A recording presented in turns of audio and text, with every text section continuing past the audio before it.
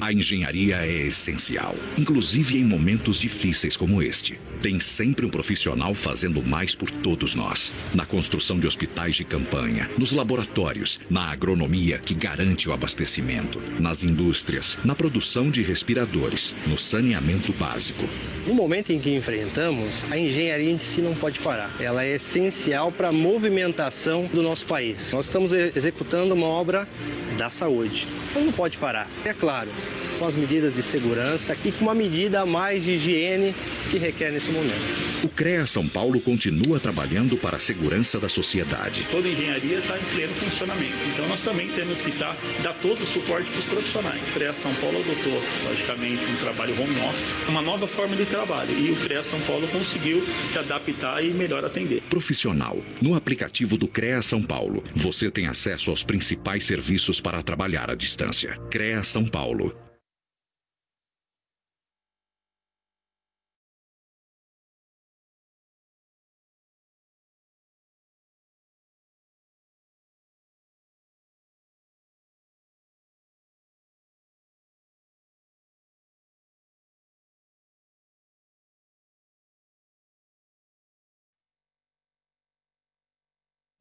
Seja bem-vindo à Associação de Engenharia, Arquitetura e Agronomia de Ribeirão Preto.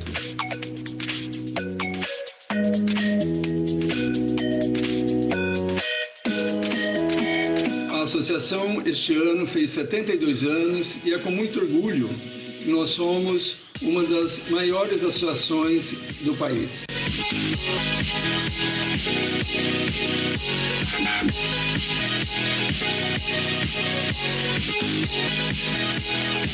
Essa semana estamos realizando a nossa Semana Técnica de Agronomia, pela primeira vez online.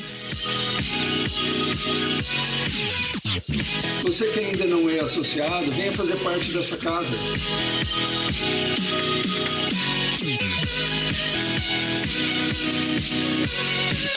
Venha compartilhar conosco o nosso dia a dia.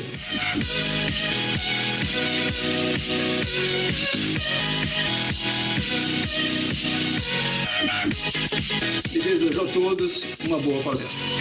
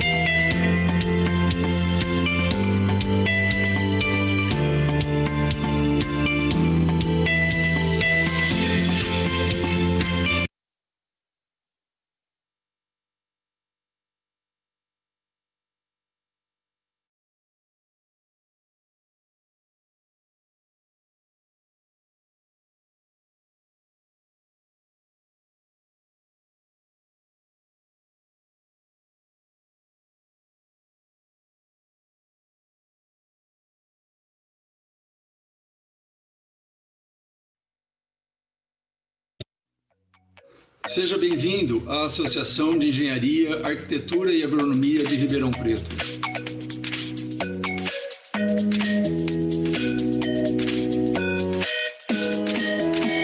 A associação este ano fez 72 anos e é com muito orgulho que nós somos uma das maiores associações do país.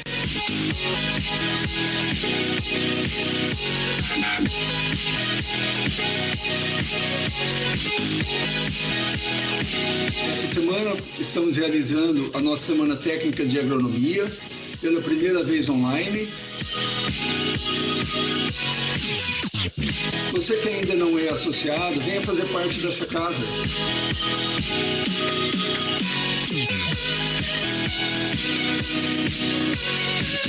Venha compartilhar conosco o nosso dia a dia.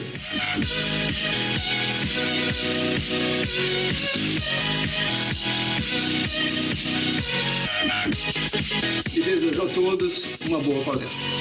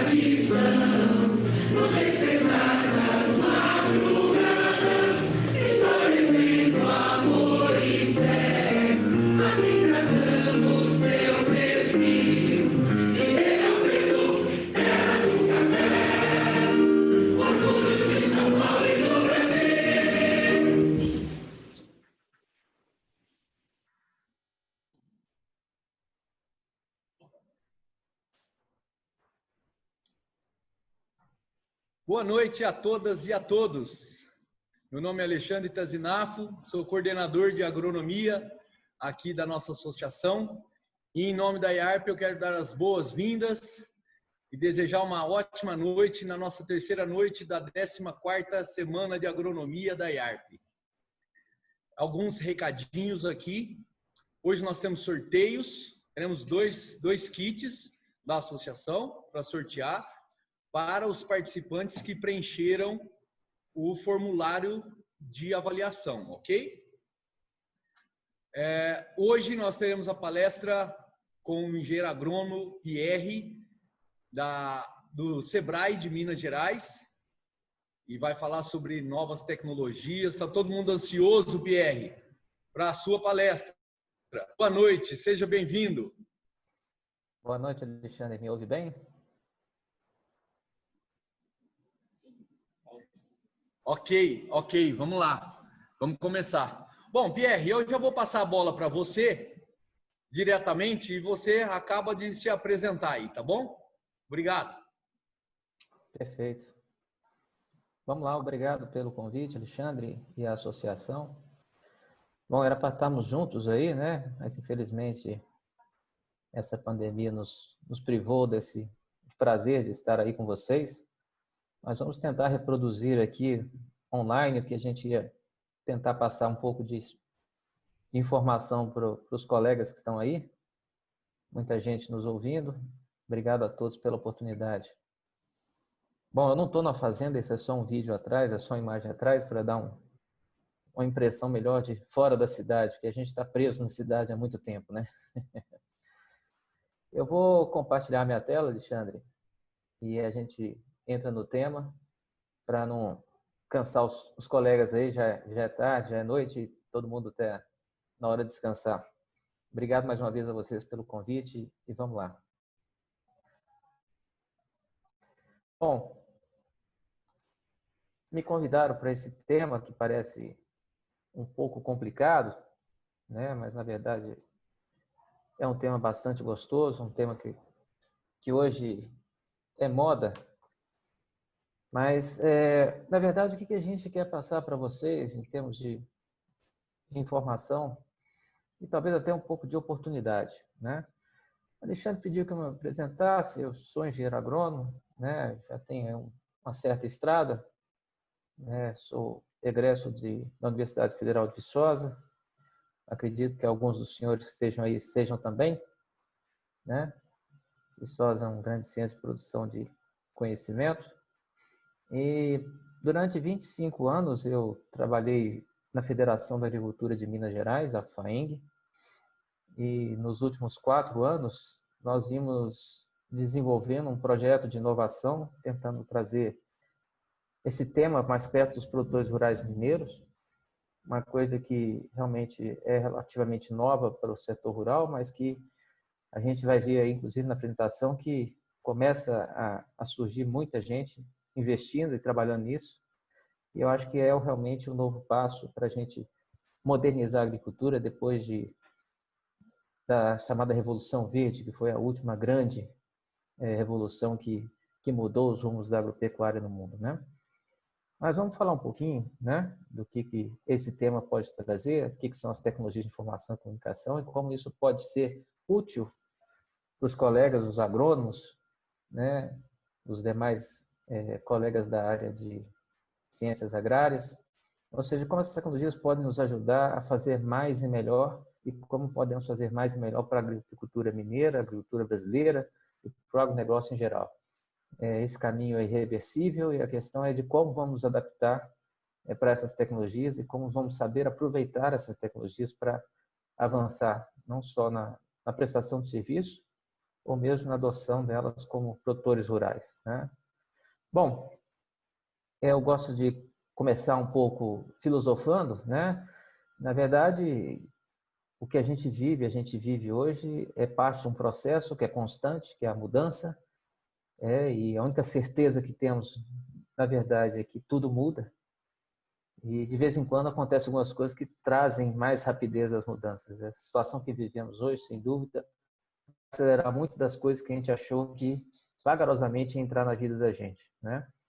Mas agora temos que nos adaptar a uma realidade, a uma situação em que o mundo nos pede mais informação, mais tecnologia, mais inovação, né? E o caminho disso tudo é digitalizar, né?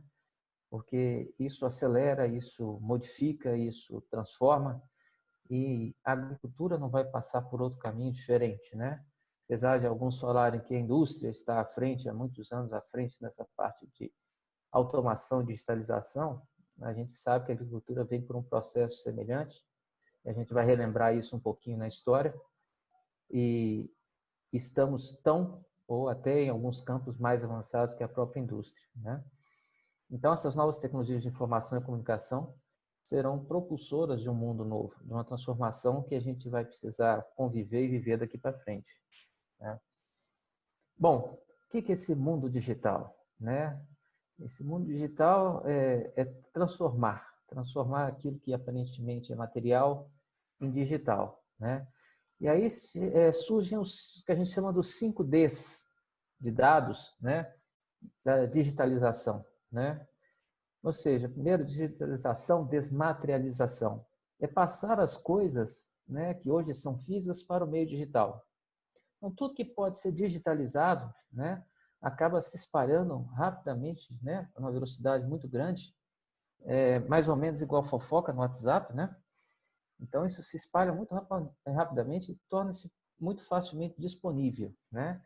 Então, isso surge o terceiro D, que é a democratização.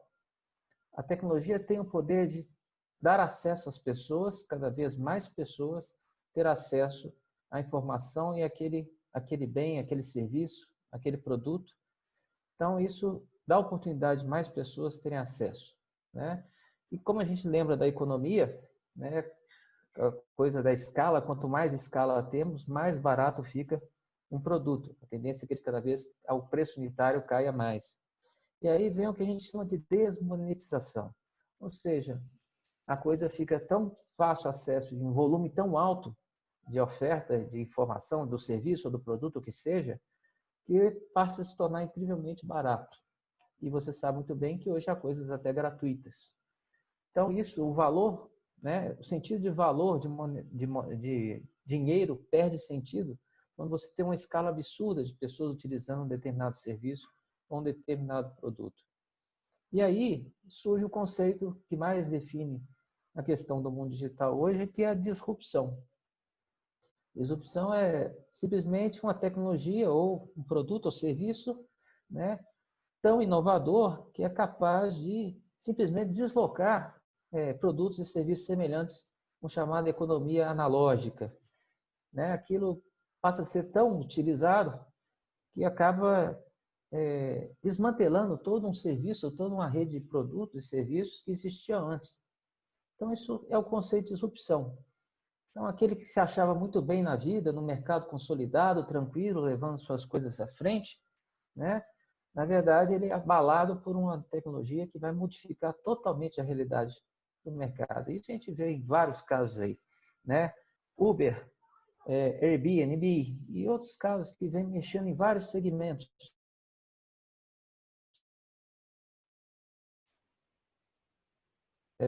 Esses produtos e serviços em algo novo e que realmente modifica toda a realidade. Bom, e os mais céticos vão perguntar, e o que o agronegócio tem a ver com isso, né? Como a gente se enquadra nesse mundo digital, né? Bom, eu gostaria de trazer primeiro uma reflexão para os senhores, colegas, sobre o que mais nos aflige hoje. E isso nos dá caminhos para dizer onde estão, inclusive, as nossas oportunidades, né? Então, quais são os fatores que inquietam a agropecuária, os sistemas alimentares no mundo todo, né? O que é aquilo que está mexendo? E a gente, lógico, vai tocar no problema mais recente, mas o que realmente tem nos preocupado e que é fonte de preocupação? Primeira coisa, nós estamos crescendo, o crescimento da população tem acelerado bastante desde o início do século passado. Nós chegamos agora a mais ou menos 7,5 bilhões de pessoas, 7,7 bilhões de pessoas no planeta. A expectativa é que a gente chegue em torno de 10 bilhões de pessoas em 2050. Então, é gente sobre gente, e cada vez mais gente, e gente precisa de comida, precisa de vestimenta, e isso, sem dúvida, é um grande desafio para a agricultura do mundo inteiro. Como produzir mais, melhor, mais barato, de forma sustentável, para manter e eliminar, inclusive, o problema da fome, que ainda, infelizmente, existe, e suportar esse crescimento populacional. Ou seja, nós estamos falando em pouco mais aí de 30 anos, mas 2 bilhões, 3 bilhões de pessoas no mundo é muita gente para alimentar, né? Outro ponto importante, ao mesmo tempo, a população sai do meio rural e cada vez se urbaniza mais, né? Hoje nós temos um nível de urbanização de 50% da população mundial, em torno disso, né? Mas em 2045, quando chegarmos por volta de 9 bilhões de habitantes no mundo, apenas 1/3 dessa população vai estar no meio rural. Ou seja, 33% da população vai ser responsável por produzir o alimento dos outros 66%. E como é que esses 33% vão conseguir fazê-lo com a tecnologia ou com o ferramental disponível hoje? Então, esse é um grande desafio que complementa o desafio do crescimento populacional. Ao mesmo tempo, a gente deixa cada vez mais as famílias diminuem, as taxas de natalidade diminuem e as populações envelhecem. Ou seja, a própria oferta de alimento, né, a qualidade desse alimento, sem desconsiderar, e lógico, destacando a medicina, tem dado longevidade à população do mundo. Hoje nós estamos exatamente na curva de mudança hoje entre as populações acima de 65 anos e as menores de 5 anos. Hoje nós temos mais ou menos no mundo o mesmo número de pessoas na faixa etária de até 5 anos em relação à faixa etária de acima de 65 anos. E a tendência é que os mais velhos passem a dominar. Eles cheguem em 2050 representando 15% da população mundial. E as crianças menores de 5 anos vão representar algo em torno de 7, 8% apenas. Ou seja, mais gente, mais idosa, com mais qualidade de vida e precisando de alimentação de qualidade, né? Mas nos surge essa preocupação, e que não é recente, mas aqui a discussão acaba se acalorando nos últimos 20 anos, 30 anos, que é essa questão das mudanças climáticas. Ou seja, não vamos discutir se realmente é ou se não é, mas coisas têm alterado muito o ciclo natural de ocorrência daquilo que a gente chama de normal do clima, e a gente hoje tem muito mais imprevisibilidade para tomar decisão. Ou seja, como é que eu posso imaginar uma safra, principalmente aqueles que dependem da chuva de São Pedro, com segurança, se hoje essa segurança não existe mais? Aquilo que a gente tinha como certo, aqueles ciclos de chuva perfeitos, né, com intensidades mais ou menos reguladas, hoje a principal mudança, sem dúvida, que a gente tem observado, e isso é fato em muitas cidades brasileiras, e vocês aí em São Paulo e outras regiões do país, Belo Horizonte viveu isso agora no início do ano, com chuvas tão intensas que as grandes cidades não suportam os volumes de água que caem em tão pouco tempo. Ou seja, a concentração das chuvas, né, cada vez mais chuva concentrada em menos tempo. Isso faz um estrago muito grande. Imagine isso na cidade, imagine isso numa lavoura que não tem uma proteção contra erosão, por exemplo. É o mesmo estrago potencial. Mas, de fato, se a gente for olhar para essas linhas de temperatura, a gente vê, desde 1880, quando o homem começou a medir a temperatura da Terra, né, que realmente estamos num ciclo de aquecimento. Mas para aqueles que são céticos, até 1940, a gente tinha um ciclo bem mais frio do que a gente chamou de temperatura média desse período todo. Então, estamos aquecendo a Terra ou estamos apenas retomando um ciclo de calor que existiu há alguns séculos atrás? Bom, a gente não tem instrumentos para avaliar isso, porque a medição é desde 1880, mas, de fato, o clima hoje está muito mais quente do que tínhamos na década de 40, 60, por exemplo, né? Bom, esse é um estudo feito pelo World Resources Institute, né, em que coloca para 2040 o risco de estresse de oferta de água no mundo, né, no que eles chamam de cenário normal, num cenário que nada mude em relação ao que está sendo feito hoje. E a gente pode ver muito claramente, né, que existem regiões do globo que serão fortemente afetadas por estresse, se nada for mudado em termos do comportamento do clima hoje. Notadamente, concorrentes nossos muito fortes, como os Estados Unidos, né, e parte da Europa, além da China, Oriente Médio, né, Índia. Ou seja, grandes players hoje do agronegócio vão ser bastante afetados pelas mudanças climáticas se nada for feito. E recentemente, ano passado, eles atualizaram esse estudo e eu trouxe aqui um zoom para o Brasil, e a gente vê que o Brasil também tem áreas e manchas importantes de risco de aumento de escassez ou crise hídrica, né? inclusive regiões que são hoje consideradas de boa oferta, né, como o próprio Sudeste e o Sul do país, parte do Centro-Oeste. Ou seja, o normal de 2040 seria termos menos água, pelo menos um risco mais alto, médio, no mínimo médio de crise hídrica em boa parte do país. E regiões importantes da produção, vocês veem no mapa aí o destaque de Campinas, São Paulo, com também efeitos importantes, né?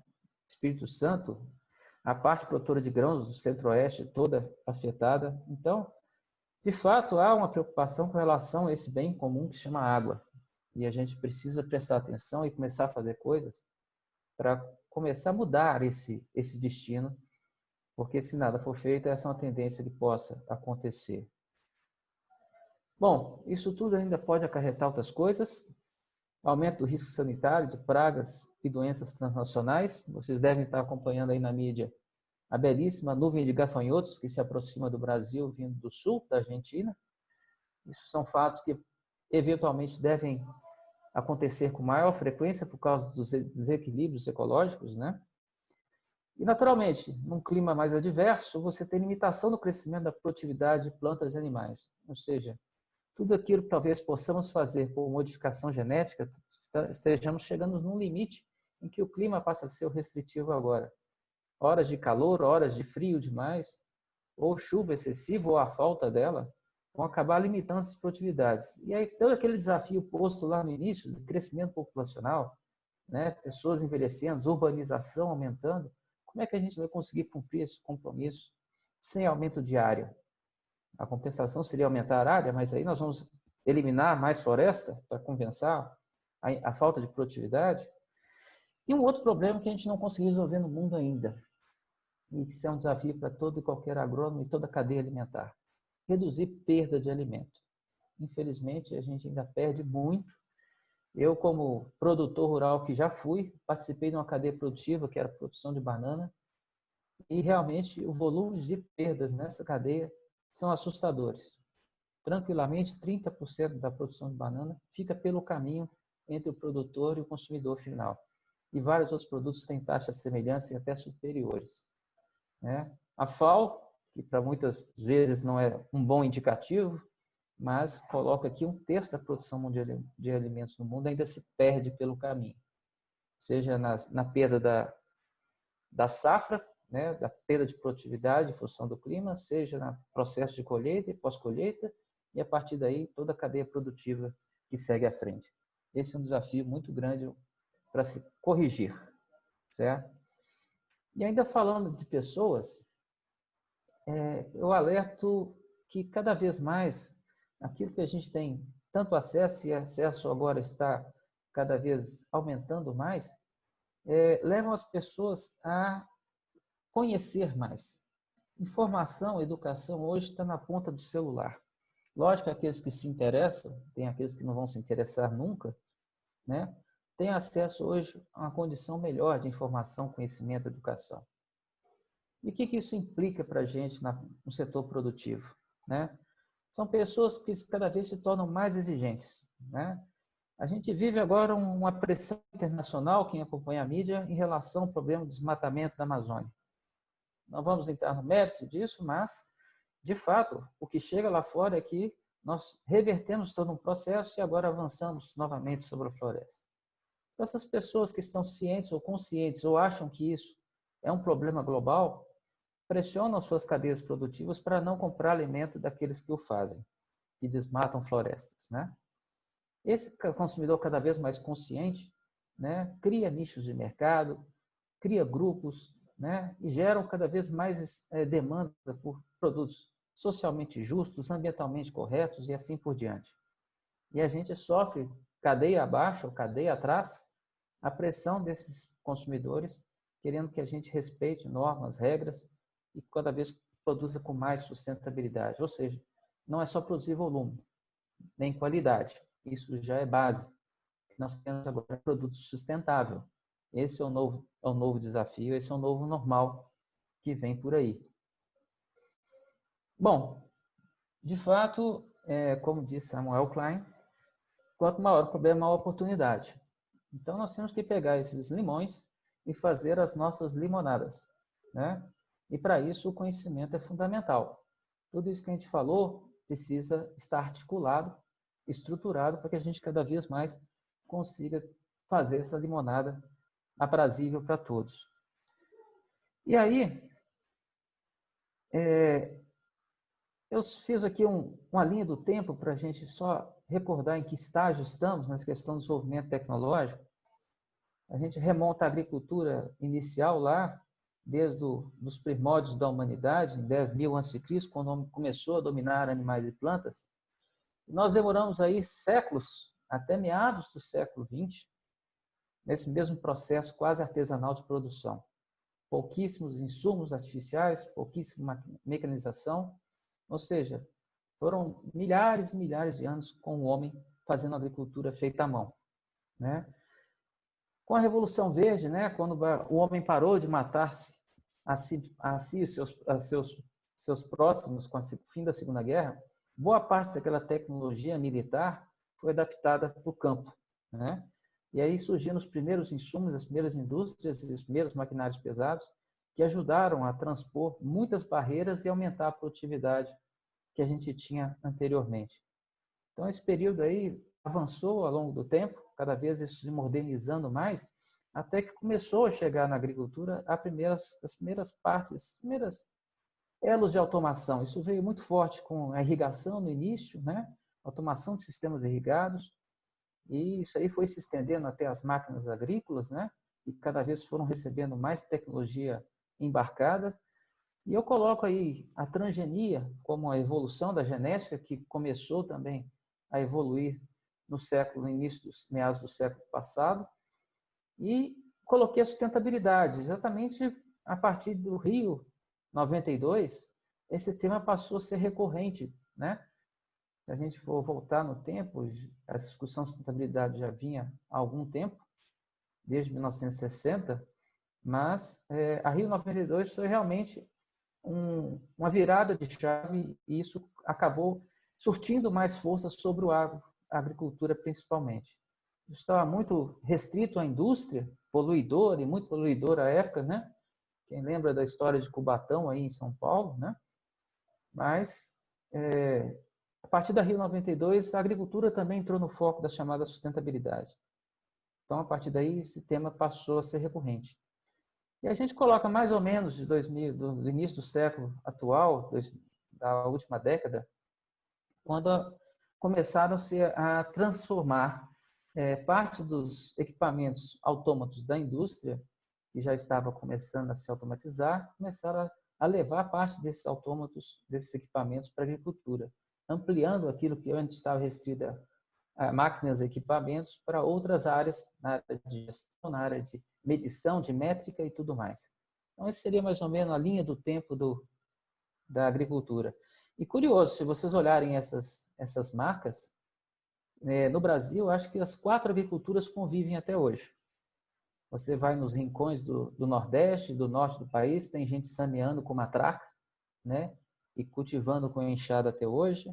Você tem produtores que ainda só trabalham, no máximo, com poucos equipamentos e máquinas, pequenos tratores, né? Pulverizador costais e tudo mais. Você tem a maioria dos produtores modernos na agricultura 3.0, né? E alguns poucos ainda na agricultura 4.0, tentando introduzir esses sistemas de automação e gestão dentro das suas propriedades. Bom, a agricultura, seja qual for, qual delas estejamos aí no Brasil, até hoje nos colocou numa posição de destaque. Esses são os últimos dados do censo, né? O Brasil é hoje o segundo maior produtor e exportador mundial de alimentos, só perdendo para os Estados Unidos, certo? E a gente é líder em várias coisas por aí. Os números estão aí, não vamos ler número, né? Então, mesmo estamos na situação que estamos, continuamos em destaque, né? Mas o próximo salto tem que ser através de tecnologia.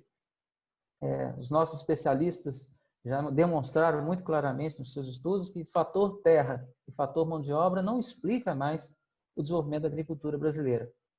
Sem dúvida, tecnologia e inovação é um insumo e capital, para isso, naturalmente, capital precisa existir, são os insumos que têm explicado boa parte da modernização da agricultura brasileira notadamente nos últimos 30, 40 anos.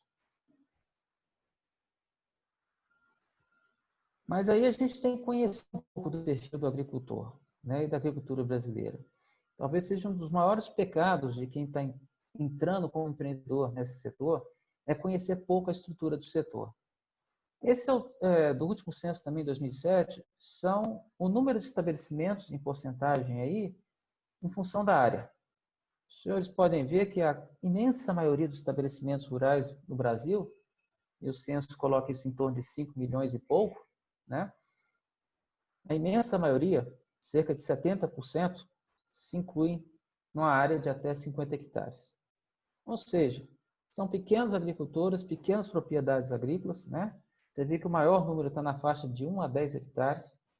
Imagina o que é levar tecnologia e inovação para agricultores nesse nível de área. E certamente isso está associado à educação, à capacidade de incorporação de novas tecnologias, né?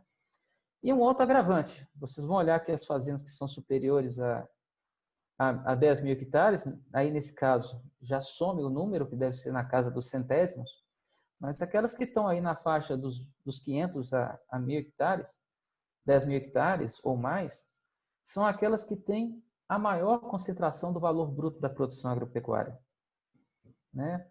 Em torno de 25 mil a 30 mil fazendas, daquelas 5 milhões e tantas, são responsáveis por 80% do valor bruto da produção agropecuária. Isso é que é índice de Gini concentrado, certo?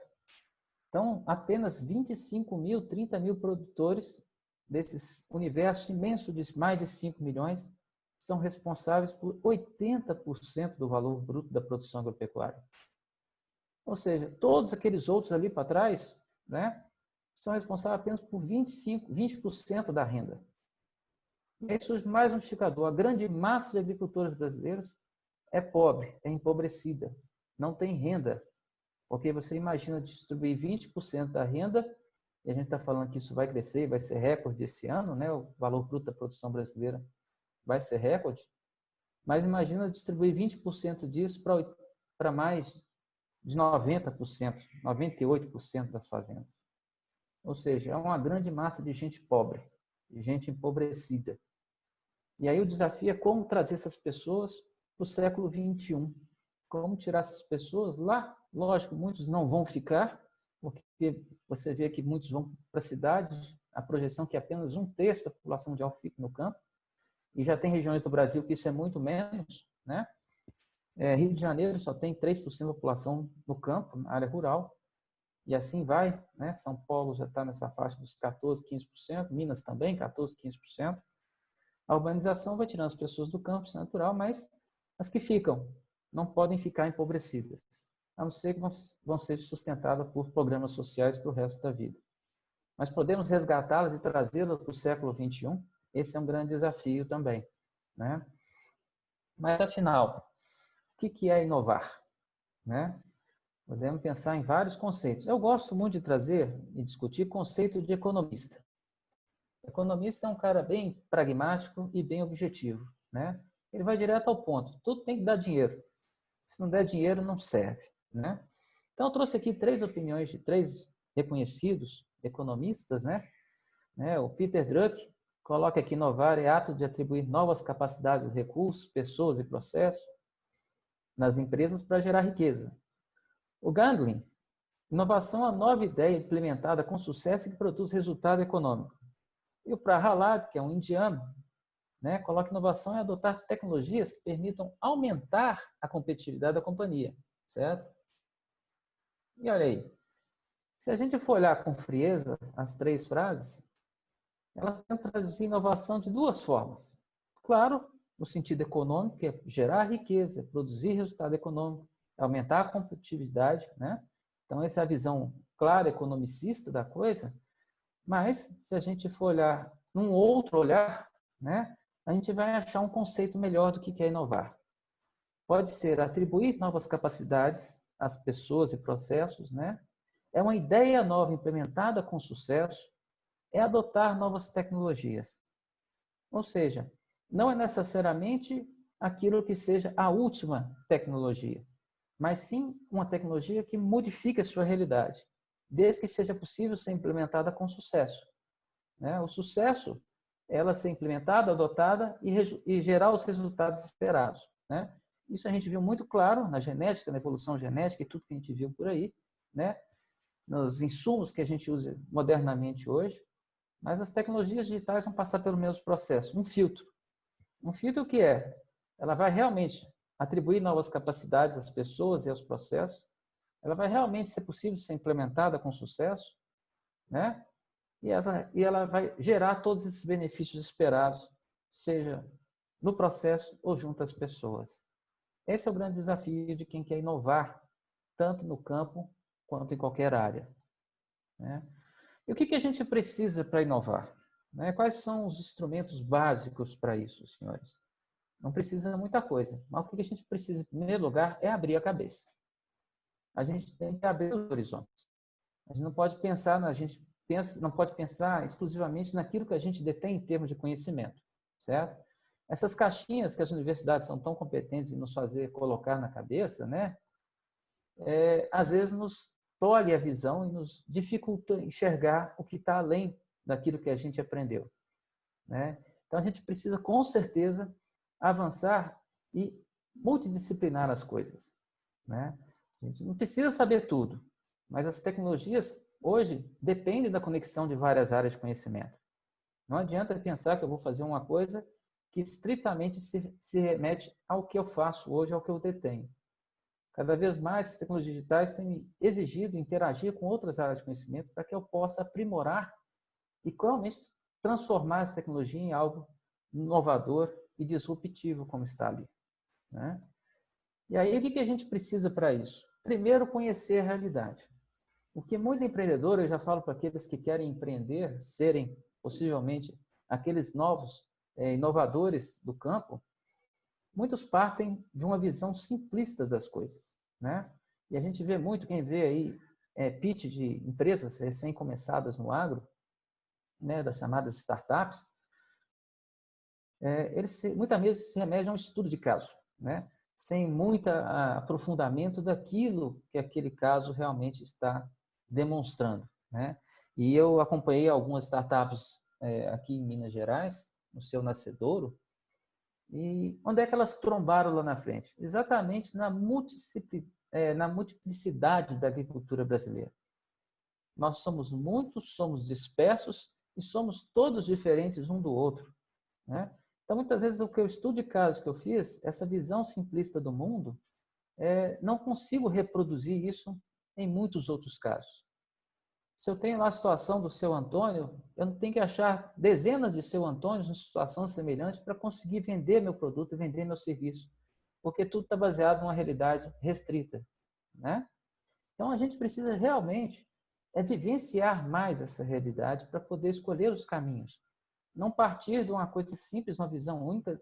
O prisma é multifacetado e se a gente não for a campo entender essas multifacetas, a gente corre o risco de ficar parado no tempo estudando casos, né? E aí qual que é o grande erro? Os pontos de vista que formam muitas vezes são ilógicos. Você não consegue entender onde a pessoa quer chegar porque ela está com um ponto de vista errado. Ela não aprofundou o seu conhecimento da realidade e aquilo parece algo disforme sem futuro, né? Mas, na verdade, se ela conserta o seu ponto de vista, ela passa a ver algo ser factível, ser útil, talvez, e ser replicável. Se a tecnologia não for replicável, ela não é útil. Ela servirá apenas para aquele que foi modelo para ela. Então, muitas vezes, partimos do ponto de vista errado. Mas precisamos aprimorar e visualizar todas as facetas do prisma para que a gente consiga realmente ter um produto de alta qualidade e alta serventia, né? E aí, como eu disse aos senhores, né? Se essa sopinha, se isso tudo que está escrito aí nessa tela, para a maioria dos senhores é uma grande sopa de letras, eu posso afirmar, os senhores estão paralisados no século XX, né? Quem não conhece nada do que está aí, parou no século XX, estacionou, né? E está vivendo uma vida tranquila, esperando o mundo acabar. Quem pelo menos tem o conhecimento do que essas informações traduzem e quais oportunidades elas podem gerar no seu dia a dia de trabalho e desenvolvimento, esse sim está a par das coisas. Você não precisa saber como funciona tudo isso. Você precisa saber quem sabe e como essa pessoa pode ajudar a trazer essas coisas para dentro da sua rotina, da sua atividade. Tudo isso que está aí são coisas que estão hoje na rotina do desenvolvimento de novas tecnologias para o campo. Em todas as áreas. Todas as áreas tem gente trabalhando, trazendo essas tecnologias de comunicação e informação, e experimentando novas formas, seja na agricultura preditiva, na predição de problemas, seja na preventiva, ou seja mesmo na ação curativa do dia a dia. Em muitos outros setores, você tem gente trabalhando, pensando no futuro, como vai ser. E cada vez mais as tecnologias vão nos ajudar a fazer mais com menos, que é um dos fatos importantes que atende aquele quesito daquele consumidor chato lá de trás, da tal da sustentabilidade. Né? Sustentabilidade é tentar garantir o futuro sem desgastar o patrimônio do futuro, que são os recursos naturais. Se nós não conseguirmos produzir mais, sem conservar recursos naturais, nós estamos numa linha descendente, porque uma hora isso se esgota. Aquele conceito antigo da escola que a água, né, é um bem renovável, esse conceito já foi para o brejo. Né? Apesar que brejo tem muita água, não é o melhor exemplo, mas água para muitos lugares, a gente viu um pouco mais cedo, que é um problema sério e que certamente vai gerar conflitos no futuro. Então, a gente tem que pensar como essas tecnologias, como essas coisas todas que estão aí, podem nos ajudar a fazer uma agronomia, uma agricultura mais competente e sair na frente, certo? Esse é o grande desafio, mantermos na frente dos nossos concorrentes. E pode esquecer aquela história de comida, é elemento de primeira necessidade, eles vão comprar independente daquilo que a gente faça aqui. Isso é discurso de retrógrado. Todo mundo, até chinês, que precisa muito de comprar do Brasil, já está começando a enxergar que sem sustentabilidade não dá. Porque não adianta eu comer muito e ver o mundo morrendo, né? Então, isso precisa caminhar junto. Tecnologia e inovação. Se essas coisas não estão no nosso radar, estamos olhando realidade muito distante. Você é aquele menino tentando, num binóculo, descobrir como é que o mundo funciona e achar a solução para o mundo a partir desse olhar do binóculo. Então, precisamos olhar as coisas mais de perto, entender, para depois saber como trabalhar. Né? Bom, e aí trago imagens daquilo que está vindo, e os senhores já devem conviver com muitas dessas coisas no campo, não são nada novidades para alguns, mas a gente fala em drones, a gente fala em drones que fazem pulverização, drones que captam imagem, fazem análises integradas e várias outras informações que possam ser geradas. Já estamos falando de tratores autômatos, aqueles que vão sozinhos, fazem aquilo que tem que ser feito, né, entregam relatórios tudo pela internet das coisas e conduzem a atividade normalmente sem muita dificuldade. A gente fala em sensores, aqueles que nos ajudam a entender o que está acontecendo e a predizer aquilo que pode acontecer. Os mais variados sensores, né? Desde aqueles que mexem com o clima, até aqueles que mexem com o solo, até sobre a sanidade das plantas. E são esses sensores, por exemplo, né? Daquilo que a gente achava que era inútil na física, que é entender luz, né? Como é que a luz funciona, como é que ela diz coisas para a gente, né? Então, a tal da reflectância que a gente rejeitou tanto no segundo grau e talvez lá no início do curso de agronomia, o que eu faço com isso na minha vida? Hoje é uma ferramenta fantástica para ajudar a gente na predição de problemas ou mesmo na correção de problemas durante ou antes de uma safra. Autônomos dos vários mais tipos, adaptados às mais diversas atividades, inclusive a pecuária, né? Hoje já tem autônomos que fazem ordenha totalmente mecanizada, toda automatizada, não precisa contato com mais ser humano nenhum. Autônomos que alimentam o rebanho em freestyle e tudo mais. Ou seja, não faltam tecnologias e inovações, né? Então, a questão não é simplesmente definir um caminho, mas principalmente não inventar a roda, é fazê-la girar. A roda está aí, a gente precisa agregar a ela coisas que a tornem mais redonda possível, em vez de ficar tentando rusticamente martelar em ferro frio, né? Então, a gente precisa, na verdade, trazer essas tecnologias para dentro da do nosso dia a dia e começar a abstrair delas informação e conhecimento para que a gente aja de cada vez mais forma, mais ágil, correta, reduzindo custos, aumentando a produtividade, aumentando a sustentabilidade da produção. Esse é o desafio, né? E não é criando robôs, senhores. Essa é a visão simplista, né? Como eu disse, inovação é fazer algo que dá certo, né? Algo novo e que dê certo. Não vamos nos concentrar em tentar fazer o robô que vai tirar a mão de obra, porque um terço da população só vai ficar no campo, vai precisando de robô colhendo laranja, robô colhendo uva, robô colhendo trigo. Não é isso, né? Muitas vezes a inovação ela passa por uma coisa simples e que atende a demanda de pessoas que estão lá, né? Imagina um pequeno agricultor que precisa colher os seus morangos e que faz isso de coque, né? Hoje todo mundo lá um problema de coluna porque colhe morango à mão, né? Imagina um pequeno equipamento que o ajude a colher esse morango, né? Isso já seria uma grande inovação e permitiria a esse pequeno agricultor a superar o problema da falta de mão de obra, né?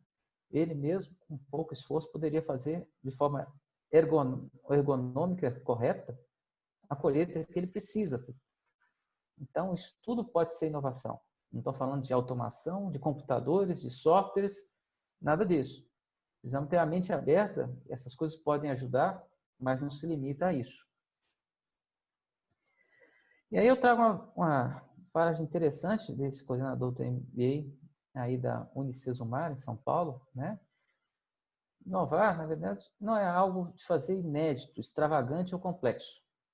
Sim fazer diferente, né? Agregar significado, tornar significativo. Isso reforça lá os conceitos economistas, dito de outra forma, né? Não é complexidade que é inovação, a simplicidade, né? Que traz diferença, significado, né? Isso é inovação. E esse campo é extremamente gigante, é enorme. Então, concentrem-se em trazer inovações que possam realmente transformar e ser significativo. Porque se você consegue replicar isso, você certamente terá uma inovação disruptiva.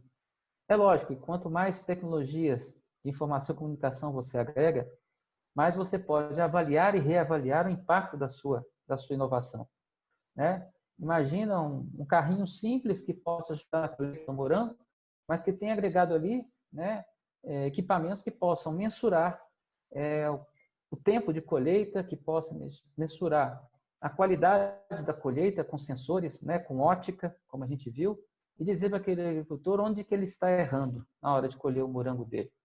Então, você pode sim agregar essas tecnologias àquilo que foi mais importante para ele, que foi o carrinho de colheita. Para ele, o computador, o sensor, né, a lente que vai fotografar e filmar tudo que ele está fazendo não tem sentido nenhum. Para ele, a grande benefício foi o carrinho de colheita ergonômico. Mas você está agregando outro conhecimento para ele. Onde eu estou errando e perdendo dinheiro na hora da minha colheita? Por que eu estou deixando de ganhar mais dinheiro quando eu colho daquela forma? Então, isso você associou aquilo que ele precisa com aquilo que ele nem sabia que ele precisava e acabou criando algo novo que pode ser muito útil e gerar muito mais valor para ele. Como aumentar a eficiência da minha colheita, a efetividade e ganhar mais dinheiro. Essa é uma inovação em cima da inovação.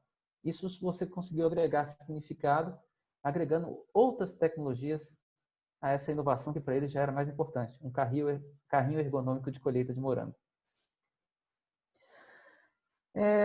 Para não adiantar muito minha conversa, para não ser cansativo, existem hoje alguns estudos, né, de mapeamento, de avaliação de startups. Esse é um dos últimos que foram lançados, com a parceria da Embrapa com a SP Ventures. A SP Ventures é uma empresa de capital de investimento em startups aí de São Paulo, e parceria com a Homo Ludens fizeram esse levantamento de startups ligadas ao agro brasileiro.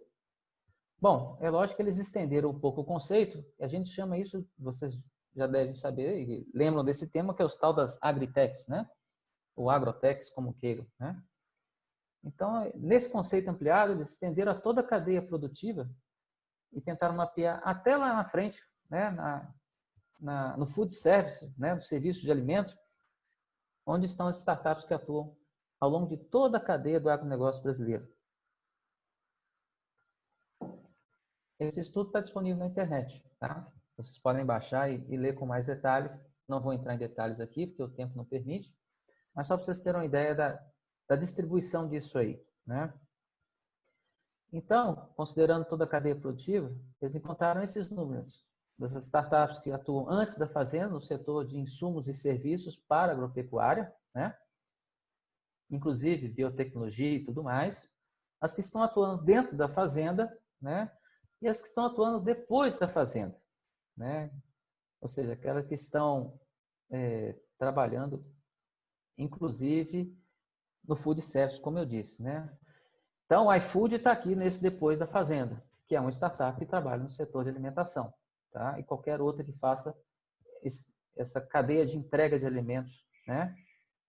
O delivery da cerveja também está aqui, não fiquem tristes, tá? Eles fazem parte também da inovação depois da fazenda, né? Bom, então, eles, depois do mapeamento, eles dividiram esses grupos por área. O que eles estão fazendo em cada área deles, né? Os que estão aí antes da fazenda, os dentro da fazenda e os depois da fazenda, né? Só vou comentar aqueles de maior relevância, né? Por exemplo, daquelas startups que hoje atuam antes da fazenda, destaca-se o grupo de fertilizantes, inoculantes e nutrientes e o de genética e biotecnologia. São onde existem mais pessoas investindo em inovação e tecnologia, certo? E a gente pode imaginar que sim, biotecnologia, você imagina transgenia e tudo que ela ainda tem de potencial, e outras biotecnologias que estão aí, nanotecnologias, inclusive, né? O que elas podem fazer nessa área, tanto de genética, como também de proteção de animais e plantas, né?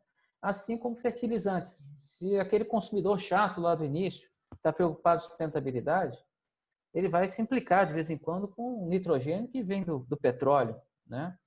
Então, a gente pode pensar que biotecnologia, novos risóbios, por exemplo, poderiam nos facilitar, nos reduzir bastante o problema da oferta de nitrogênio nas plantas, né? E assim tirarmos o petróleo da cadeia produtiva de fertilizantes, né? Então, são oportunidades que estão aí e que muitas pessoas hoje se dedicam. Dentro da fazenda, a gente vai destacar aí os sistemas de gestão, né? Na verdade, o sistema de gestão na agropecuária é uma coisa lá da década de 90, né? Desde que começou a disseminação de softwares, existem várias instituições aí de software, existe a AgroSoft, que é mais ou menos uma reunião de empresas do setor de software que existem desde a década de 90. Então, o sistema de gestão e software na agropecuária é uma coisa bem antiga que muitos têm investido há muito tempo, né? Isso inclui até o mais básico, que é a planilha Excel, tá? Isso também já ajuda bastante para quem não tem nada. Mas hoje você tem no mercado, isso continua disparando, os softwares por aí. O que tem de novo nesses softwares? São a integração com outros componentes de automação e de inteligência da fazenda. E que isso só vai ser possível com muita força quando a internet realmente chegar no campo. Infelizmente, falando em gargalos, para quem quer desenvolver tecnologia para o campo, a falta de acesso à internet é ainda um grande gargalo nos rincões do Brasil. Vocês aí em São Paulo estão num estado privilegiado, né, onde existe bastante ocupação urbana e essa malha de redes de antenas para atender o urbano acaba atendendo o rural, mas elas estão lá por causa do urbano, não por causa do rural, né? Não fiquem satisfeitos porque acharam que pensaram em vocês. Não, pensaram no povo da cidade, né? Então, para atender o urbanita, eu chamo de urbanita, as antenas estão lá. O pessoal do rural acabou se apropriando dessa oportunidade. E o que realmente vai permitir que as máquinas conversem entre si, e aí sim, aquele computador do produtor que tem um software de gestão começa a receber automaticamente as informações do sistema de irrigação, dos sensores que estão espalhados pela fazenda, dos equipamentos que estão fazendo qualquer atividade, seja de plantio, de colheita, de adubação, de pulverização. Esse sim é a integração disso tudo, desde que essas coisas se conversem, né? Quem está no dia a dia do campo, né, sabe que a cor da máquina diz se ela conversa com o insumo, com o implemento ou não, né? Se você tem um trator azul, você tem que programar implemento azul, porque o implemento vermelho não conversa com o trator azul. Então, essa é a grande reserva de mercado das empresas que obrigam você a comprar equipamentos só dela, mas essa coisa tende a se quebrar a partir de que a internet das coisas permita que essas máquinas conversem independente da cor que ela tenha. Então, essa é a grande disrupção, que essas máquinas se integrem e o produtor receba isso com facilidade do computador, na sua sala, no seu escritório, na sua casa, onde estiver, ele possa monitorar just in time, né, online, aquilo que ocorre na sua fazenda, né? E hoje tem muito produtor, né, e a gente brinca aqui em Minas Gerais, tem muito esperto, que em Minas, você sabe, tem muito mineirinho esperto, né? E tem muito mineirinho esperto que acha que está automatizando a fazenda pelo WhatsApp. E vocês veem aí pesquisas por aí, né? E mostram lá, o produtor tal já tem, 90% dos produtores já tem o WhatsApp como ferramenta de gestão. Não é de gestão, nada. Ferramenta de comunicação, né? Lógico, tecnologia de informação e comunicação, o WhatsApp também é uma tecnologia disruptiva. O WhatsApp e outros aí acabaram destruindo o sistema de telefonia como a gente conhecia. Hoje você não compra mais linha de telefone, você compra acesso de dados, né? Todo operador te dá ligações ilimitadas para o mundo inteiro, porque você não liga mais para ninguém. Você, na verdade, usa o WhatsApp ou qualquer outro programa de comunicação, ou uma rede social que seja. Então, ligar para alguém virou algo do passado, obsoleto. Inclusive, os celulares de hoje, né? Hoje você até tem dificuldade de ligar. Você tem facilidade de encontrar ícones de WhatsApp e Facebook e dificuldade de achar o ícone de descagem, né? Porque isso tornou-se obsoleto. Então, as empresas hoje vendem pacote de dados. E o WhatsApp foi um grande responsável por essa mudança no perfil da telefonia do mundo inteiro, né? Então, a partir do que todos se comuniquem, o WhatsApp, para ser uma ferramenta de gestão, hoje é uma ferramenta simples de comunicação, ou seja, aquele esperto que ia na fazenda uma vez por semana, agora está indo de 20 em 20 dias, porque manda o WhatsApp para o seu funcionário todo dia, e ele manda foto pelo celular, então ele acha que está fazendo gestão pelo WhatsApp. Na verdade, ele só passou a economizar gasolina e o tempo dele para fazer outras coisas e deixa a gestão para o seu funcionário, né? Bom, e depois da fazenda, né? Você tem aí um grupo muito grande, 246 empresas, que estão em alimentos inovadores e novas tendências alimentares. Esse é um negócio curioso, né, que o nosso agro tradicional precisa entender. Um desses campos, que vocês já devem ter visto notícia por aí, se não viram, vocês estão parados no século XX, é o tal da carne de laboratório. Não sei se já tiveram essa oportunidade.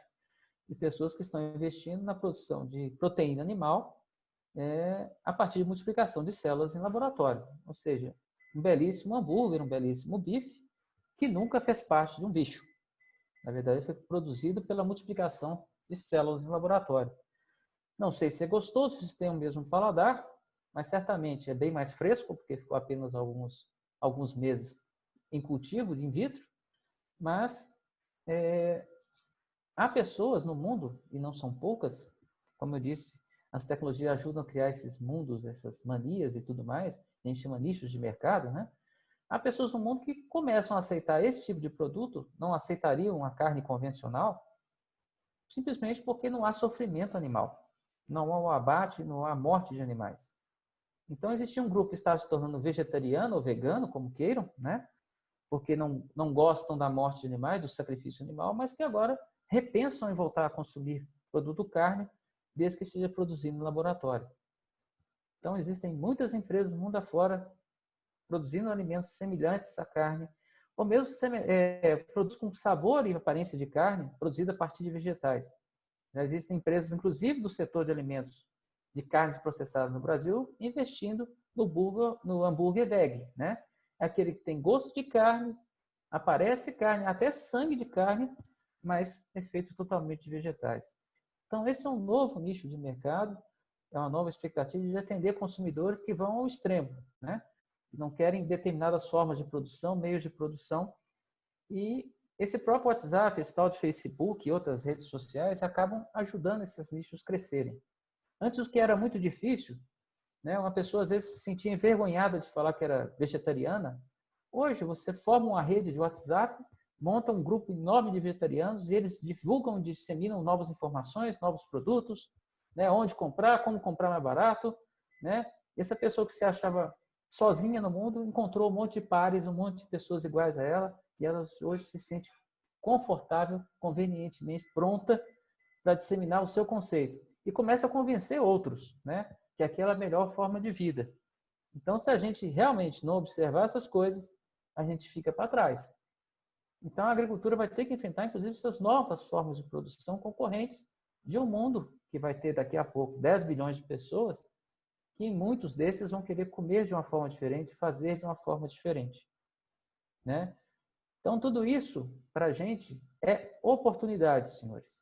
Tudo isso é chance de fazer diferente, é chance de fazer novo. O que a gente precisa é entender que existem outras áreas de conhecimento que a gente precisa saber que existe, saber como aproximar dessas pessoas, botá-las no nosso ciclo de amizades, nas nossas redes sociais, né? E começar a interagir, levar os nossos problemas para discussão nesses grupos multidisciplinares e tentar buscar soluções para esses problemas.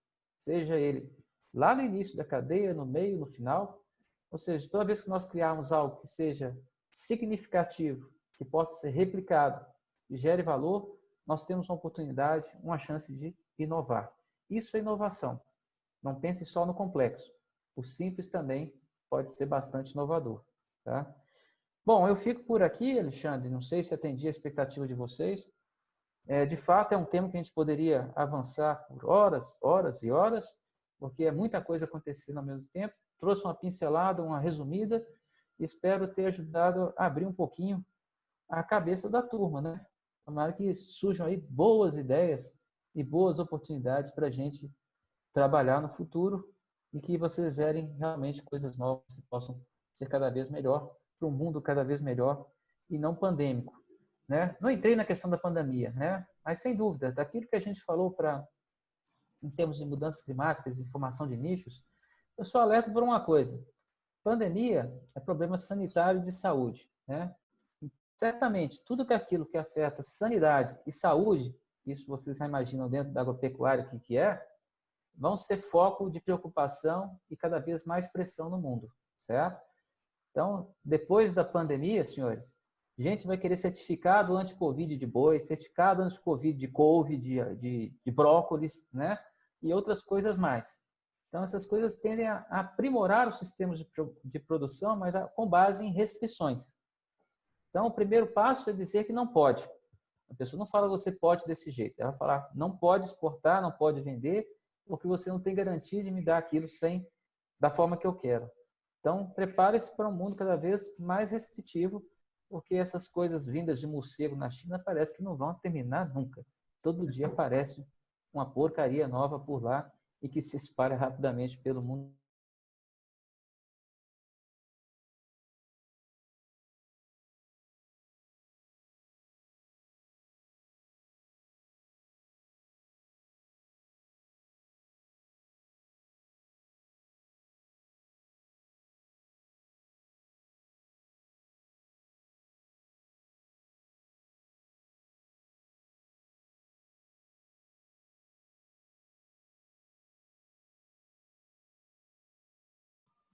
Tá me ouvindo, Alexandre? Eu não estou ouvindo vocês. Aí, agora a gente cai, mas a gente levanta, né? Não, tudo que cai tem que levantar. É isso aí. Não, é tudo que sobe tem que descer. Troquei. Exatamente. Pessoal, é claro que nós vamos disponibilizar essa palestra para vocês. Tem muita informação, muitos dados, muitos números. Pierre, foi muito rica. Muito obrigado mesmo. Obrigado por ter aceito nosso convite e obrigado por trazer tanta coisa interessante aqui. Tem muita pergunta. Claro que eu não vou conseguir fazer todas agora, mas nós vamos te mandar por e-mail e você responde depois, tá bom? E aí nós vamos mandar para o pessoal. Beleza, sem problema. Vamos fazer algumas perguntas, então. É tanta coisa que foi o máximo. Muito bom. Olha só, o Gabriel Castro diz o seguinte: a agricultura 4.0 está aí. Em sua opinião, a intervenção de máquinas e inteligência artificial ajudam ou atrapalham os agrônomos e futuros agrônomos? E quais são as novas oportunidades que poderão surgir para esses profissionais? Olha, Gabriel, não tem aquela visão apocalíptica do Schwarzenegger, né? Que as máquinas vão dominar o mundo, né? Isso só se a gente deixar.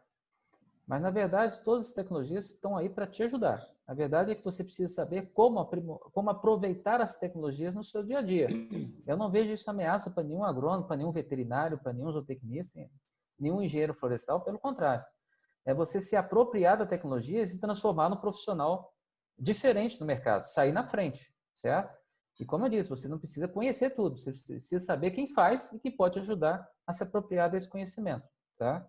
Então, não se preocupe, você não vai ficar, não vai perder emprego para as novas tecnologias. Eu acho que elas têm, a gente vai se apropriar delas para fazer mais e melhor. Mesmo porque essa coisa não para. Hoje está de um jeito, amanhã está de outro, e a gente vai precisar de mais conhecimento, mais informação para chegar à frente, né? Um campo que eu não comentei, não dá tempo, é a tal da agricultura urbana. Esse negócio vai espalhar muito rápido, né? Porque aquele produzir local, né, próximo a você, é um outro conceito que esse consumidor chato aí está desenvolvendo. Ele quer o produto fresquinho, colhido ali do lado, sem agrotóxicos, a gente só faz isso dentro de uma estufa, dentro da cidade, né? Então, é outro campo de crescimento para o agrônomo. O agrônomo vai virar urbanita também, né? Legal. Esse tema é muito interessante. Nós já discutimos isso aqui na IARP, sobre a agricultura urbana, ou o agrônomo urbano, né? Então, é bem bacana isso. É uma coisa que a gente podia pensar nisso no futuro, né, Pierre? Quem sabe nós não podemos ter você aqui o ano que vem, presencialmente, com tanta coisa interessante para falar para a gente. Olha só, o Hermes fala o seguinte: o aquecimento global precisa ser combatido com educação ambiental, por estímulos em reflorestamento urbano e rural, né? É curioso, você falou do urbano. É. Cadê a APP do Rio Pinheiros aí em São Paulo? Né? Exatamente. Aqui em Belo Horizonte resolveram esse problema, tá, Hermes? Eles pegaram e botaram asfalto por cima do rio, botaram dentro de uma caixinha de concreto e não precisa ter APP, não tem mais rio, né? Então resolveram o problema cobrindo o rio com asfalto. Mas a legislação florestal é idêntica para o urbano e para o rural. É lógico que só enxergam o rural, né? Mas também é só no rural que se faz produção de água, né? Não se faz produção de água nas cidades. Lá se consome e o máximo que eles tentam fazer é tirar toda a água da cidade o mais rápido possível, senão inunda, né? Você viu uma das fotos que eu botei lá do aquecimento global? É um monte de carro boiando. Vocês veem isso em São Paulo com muita frequência aí, né? Então, o campo hoje é visado, né? E sem dúvida, aquele que ainda não enxergou que a gente está perdendo biodiversidade é o mais ignorante de todos. Não tem outro termo para falar. Porque boa parte das soluções que a gente tem disponível hoje, se não todas, naturalmente, tudo que vem da produção agrícola é genética, que está aí disponível, a gente só tem condição de melhorar isso se a gente tiver biodiversidade, né? A gente só vai ter novos risóbios que vão resolver o problema do nitrogênio se a gente tiver risóbios vivos, né, para pesquisar e desenvolver.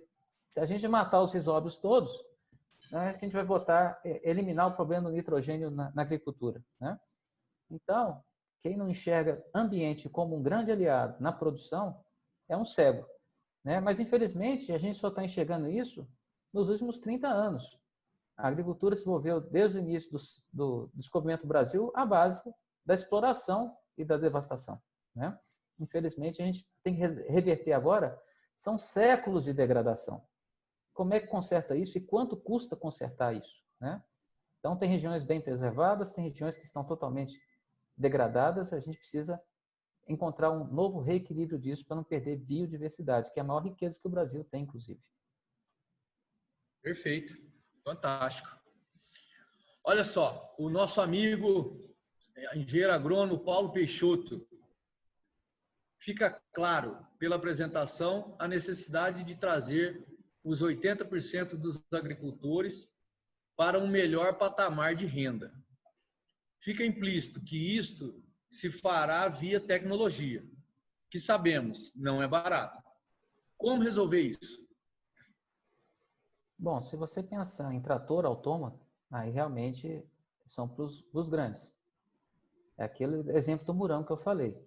Você pensar que a tecnologia, para aquele cidadão que está ali hoje, colhendo morango de coque, com dor na coluna, porque não aguenta mais fazer isso e não acha mais ninguém para fazer, porque o pessoal que está indo para a cidade não quer colher morango, que a inovação para ele é um carrinho que ele possa colher morango sentado, isso está na internet, inclusive, esse carrinho. se você pensar dessa forma, você consegue trazer essas pessoas para dentro do jogo novamente, certo?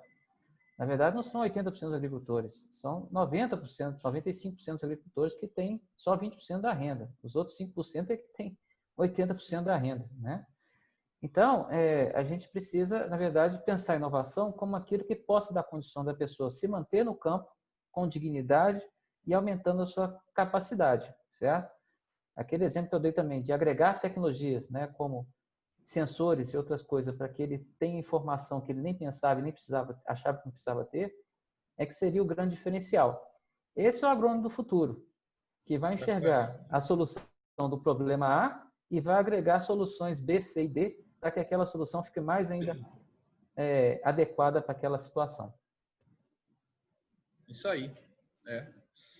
Bom, o Nelson pergunta o seguinte: então, com relação às grandes áreas, quer dizer que elas concentram a renda também? Né? Você olhar para o Mato Grosso, né, que é Centro-Oeste, 10 mil hectares lá é fazendeiro, é sitiante, né? Se você olhar aí para a região de vocês, a nossa sul de Minas, né, 100 hectares aqui já é Marajá, né? Não é questão de área que faz que determina a capacidade do cidadão, né? Você pode ter áreas de grande volume de áreas e baixa produtividade. Imagina uma pecuária extensiva, né? O cara tem 20 mil hectares, mas consegue no máximo 1 UA por hectare, ou meia UA por hectare, quando muito, porque a pastagem é toda degradada. Então ele tem 20 mil hectares para ter 5 mil bois, né? Agora, o mesmo cidadão que faça um manejo de pastagem, rotação, por exemplo, pode ter 500 hectares, né? E ter lá 10 vacas leiteiras por hectare. Então, provavelmente, a rentabilidade desse outro produtor é muito maior que o do primeiro caso. O que faz a diferença entre eles é tecnologia, né? Então, não é a área que determina isso, mas, sem dúvida, aqueles que têm maior área, que são os que estão nas fronteiras agrícolas brasileiras, né? Centro-Oeste, Matopiba, etc., né? Esses sim têm grandes áreas, porque fazem agricultura de exportação de commodities, né? Principalmente grãos. Mas não quer dizer que o pequeno, né, não possa ter oportunidade de ser tão rentável, até mais rentável. E aí a gente tem que pensar o quê? Em reais por hectare ano, né? Essa é a melhor medida que a gente tem de rentabilidade da agricultura. Reais por hectare ano. Não reais totais ou área total. Isso não quer dizer muita coisa às vezes, né? É isso aí. Você diz pequeno em relação a esses... Aos grandes, né? Aos grandes aos do mega, Mato Grosso, né? aí, vamos dizer. Os megas, né? Mas é isso aí. Pierre, nós vamos te mandar as perguntas que forem aparecendo aqui por e-mail, tá bom? E nós já vamos finalizando aqui e vamos, como prometido, vamos fazer o sorteio dos brindes, como é de tradição todos os anos aqui. Aposto que o palestrante não ganha, né? O palestrante não ganha, né? Porque o palestrante é café com leite. É café com leite, né? Imaginei. Olha só, lembrando que para receber o certificado é obrigatório preencher os formulários corretamente com os números de dias de participação, né? Hoje os sorteios serão referentes aos 2 primeiros dias, porque os formulários de hoje ainda não foi preenchido. Por isso que você não vai ter participação. O seu formulário nem foi preenchido. Eu faltei os 2 dias anteriores. Eu confesso que eu faltei. Tá boa desculpa, né? Não, confesso. Fui displicente. Então vamos lá. Como é que nós vamos fazer o sorteio aqui? Então, ó. A CBN mandou, são 2 kits, tá certo? Uma camiseta da nossa associação, da nossa semana de agronomia, uma camiseta Gola Polo, e um caderno da CBN, que é um caderno agenda aqui, muito bonito, muito legal. Bem interessante. Vamos lá, como é que vai funcionar aqui? Sorteio online, olha lá, ó. Vamos lá, tá os nomes de todo mundo que preencheu aqui, né? Aí, a nossa equipe técnica aqui está preparando. Aí, dentro do sistema. Olha lá, Fábio Fiore Ruiz. Nosso primeiro sorteado. O Fábio, depois o pessoal vai entrar em contato com você e ver como é que é essa entrega aí, tá bom? Vamos lá para o segundo sorteio, então. Agora uma mulher, hein? Vamos lá, vamos ver.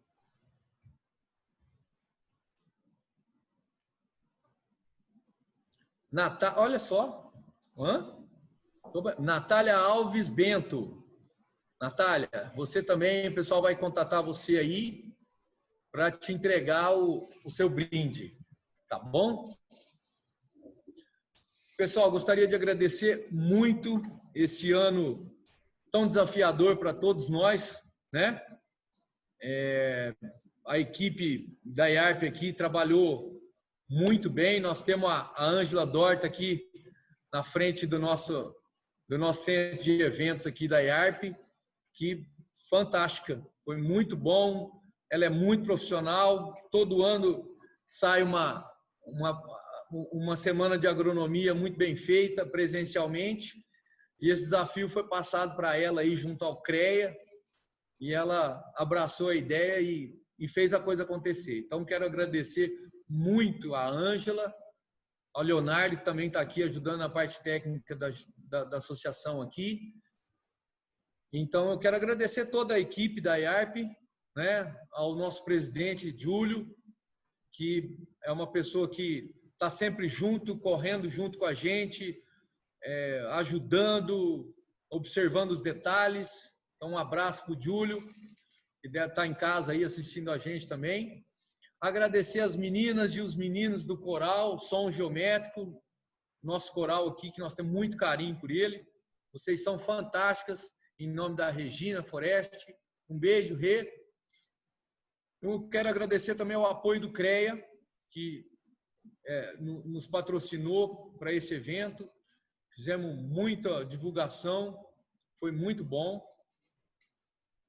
E a vocês que participaram, né? Pierre, muito obrigado, quero agradecer de novo. Sua palestra foi fantástica. Espero poder contar com você outras vezes aí, com essa riqueza de informação que você traz para a gente. Agradecer a todos vocês que já estiveram na sala, que ainda estão na sala com a gente. Vamos ter outras lives sobre agronomia, sobre matérias interessantes de engenharia da construção, arquitetura, muita coisa do campo. Convidar os agrônomos para participar de lives, de palestras, de estar aqui no sistema Zoom, um sistema fechado. Vamos estar no YouTube, logo vai ser disponibilizado essas palestras no Facebook e no YouTube para todo mundo ver, anotar com calma aí essa palestra do Pierre, que tem tanta coisa interessante também. E é isso. Pierre, muito obrigado. Foi fantástico sua palestra, muito legal. Te agradeço muito. Nos encontraremos pessoalmente aí em breve. Tá bom? Tomara. Se Deus quiser, todos com saúde. É isso aí. Todos com saúde. Obrigado. Tá bem. Pessoal, em breve vamos ter novas notícias de novas palestras, novos treinamentos. Muito obrigado. Acessem o portal, acessem o nosso portal, tem novidade lá, tem muita coisa técnica lá também. Quem não é associado, conheça a associação através do nosso portal. Quiser vir conhecer, marque uma visita, venha conhecer a nossa estrutura. É a maior estrutura em associação do país. Então, a IARP está junto, tem um papel muito importante na sociedade de Ribeirão e região. Então, conheçam, quem não conhece, conheçam mais a IARP, vocês vão gostar muito. E faça parte, se inscreva, tá bom? Muito obrigado pela presença de todos, até a próxima.